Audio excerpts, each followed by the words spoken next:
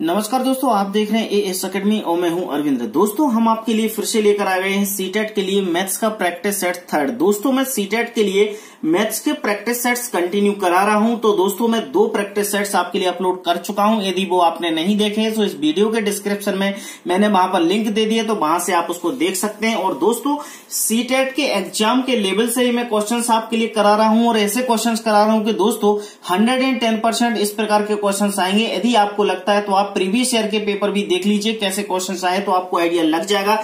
दोस्तों, वैसे मैं बोल रहा हूं कि यदि आप मेरे साथ रहेंगे तो सीटेट की 100% कंप्लीट तैयारी कराऊंगा। और मैं आपको बार बार बोलता हूं कि 30 में से 25 नंबर की गारंटी मेरी है। 25 से 24 नहीं होंगे, 26, 27, 28, 29, 30 कुछ भी हो सकते हैं, लेकिन 30 से 24 नहीं होंगे तो नहीं होंगे। तो चलिए दोस्तों, हम स्टार्ट करते हैं क्वेश्चन क्रमांक पहला।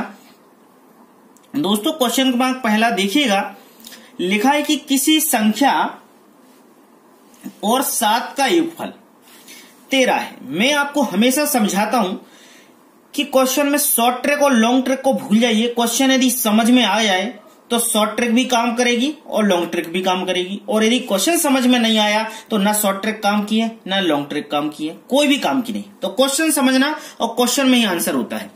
किसी संख्या और 7 का योगफल। अब उसने सोचा, उसने बोल दिया कि भैया कोई संख्या है और उसका योगफल किसी संख्या और उस संख्या में 7 जोड़े तो उसका योगफल 13 है, तो वह संख्या ज्ञात कीजिए।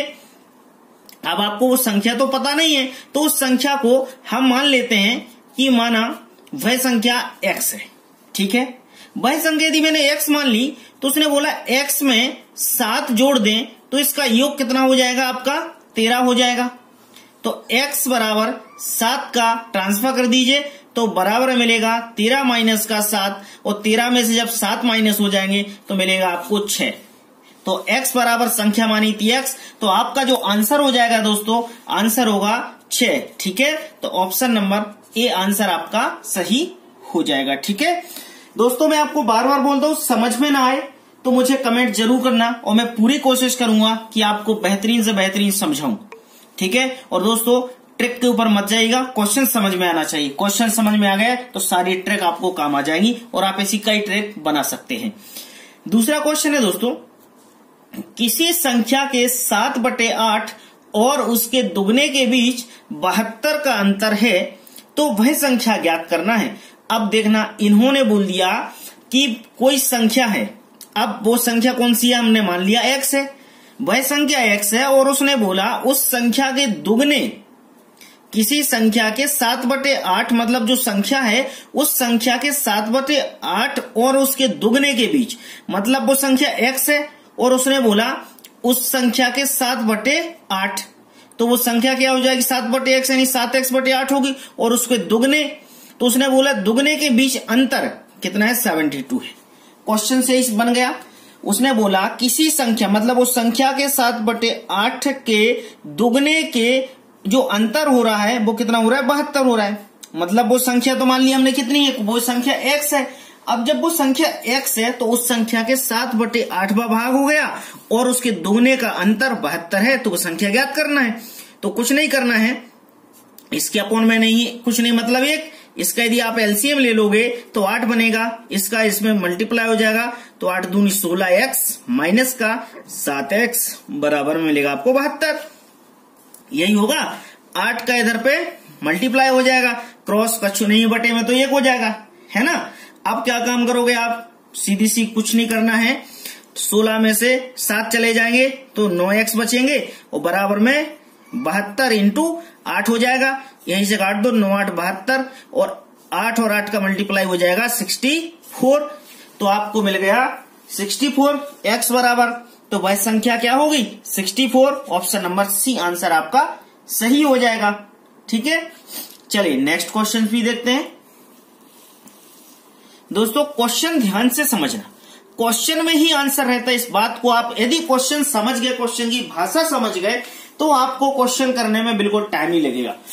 मैं आपको बार बार बोलता हूं, शॉर्ट ट्रिक के पीछे मत जाइए, समझने की कोशिश कीजिए। यदि शॉर्ट ट्रिक कोई काम की नहीं, यदि समझ में आ गया तो आप ऐसी 4 शॉर्ट ट्रिक बना सकते हैं।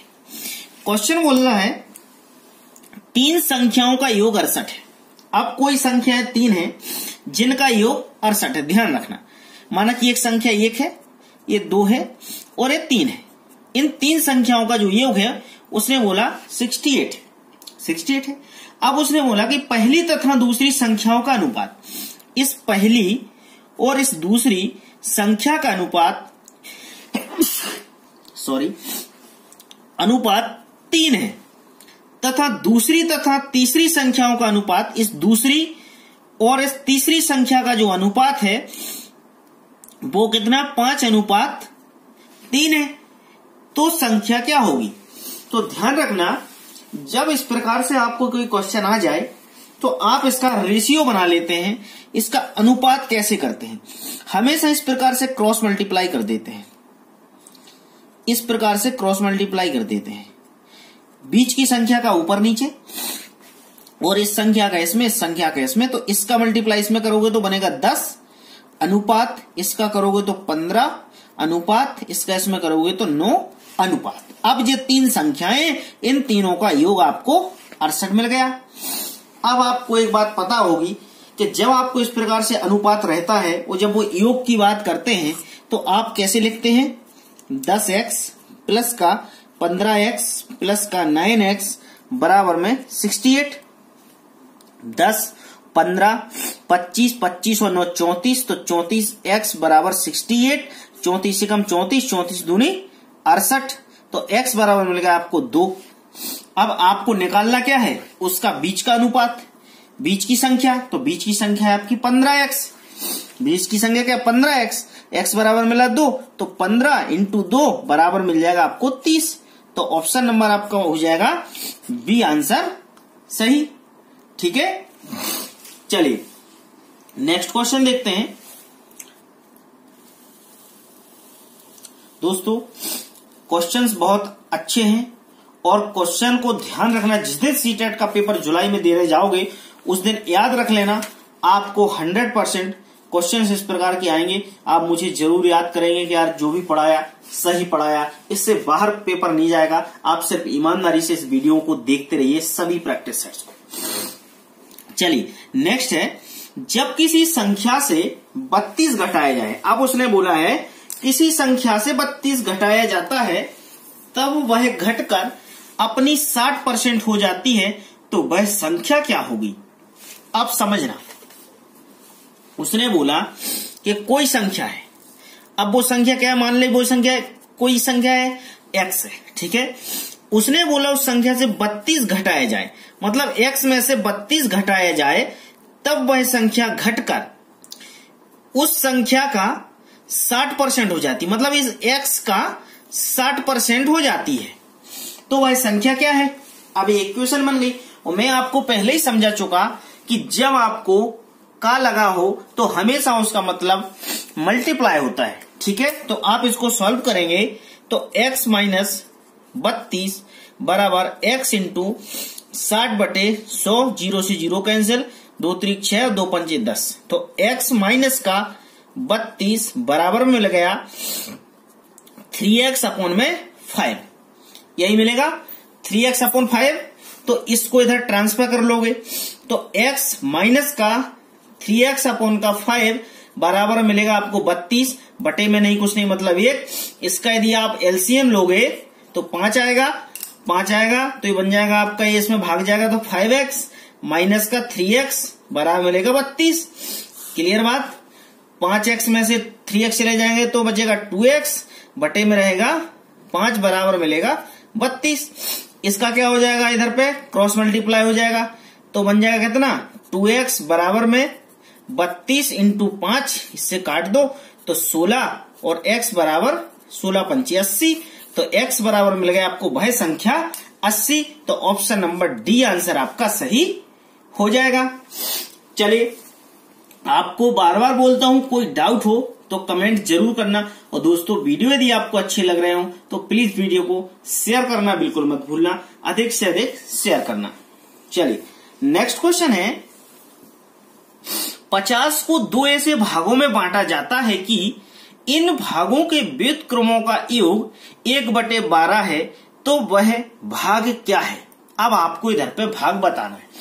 अब समझना, उसने बोला 50 के 2 ऐसे भाग। अब आपको ध्यान रखना, ऐसे भागों में बांटा जाता है कि इन भागों के व्युत्क्रमों का योग 1/12 है। तो वह भाग क्या है? तो हम पहले तो माना एक भाग उसका x है और दूसरा भाग उसका 50 माइनस x है। अब उसने बोला व्युत्क्रमों का योग 1/12 है। जब व्युत्क्रम का मतलब होता है इसके बटे में x प्लस 1/50 ऋण x, मतलब वो संख्या बटे में नीचे आ जाती है और बराबर में हो जाएगा 1/12।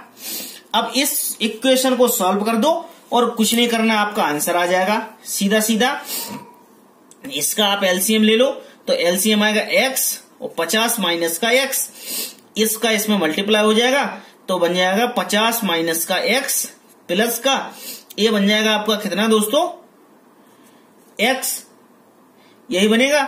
बराबर मिलेगा आपको 1/12, x से x कैंसिल हो जाएगा, इसका क्रॉस मल्टीप्लाई हो जाएगा, इसका इधर क्रॉस मल्टीप्लाई हो जाएगा तो 12 पंचे 60 तो 600 बराबर मिलेगा आपको x और 50 माइनस का x, यही मिलेगा।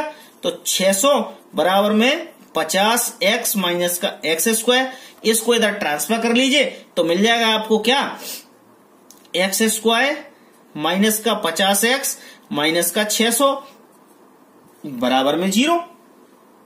अब ये आपका a प्लस बी और a माइनस बी आपका एक फॉर्मूला बन गया। ये फॉर्मूला बन गया तो उसको तोड़ दो, गुणनखंड तोड़ दो इसके, तो x स्क्वायर माइनस, इसको कैसे तोड़ोगे, 50 को ऐसा तोड़ो कि जोड़ने घटाने पर 50 हो जाए और गुणा करने पर 600 हो जाए।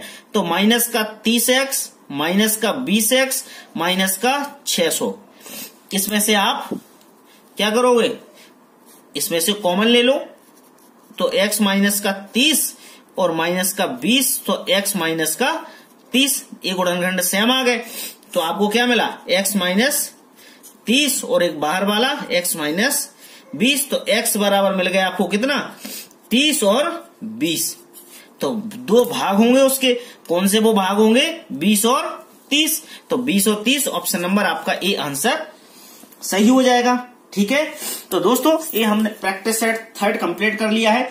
2 प्रैक्टिस सेट मैंने बता दिया कि वीडियो के डिस्क्रिप्शन में लिंक है तो वहां से देख सकते हैं। और दोस्तों कंटिन्यू सीटेट के लिए इसी प्रकार से और वीडियो लाऊंगा। ये मैं नंबर सिस्टम का चैप्टर ले रहा था। तो दोस्तों मिलता हूं नेक्स्ट वीडियो में नेक्स्ट टॉपिक के साथ, जब तक के लिए नमस्कार, अपना बहुत ख्याल रखिएगा।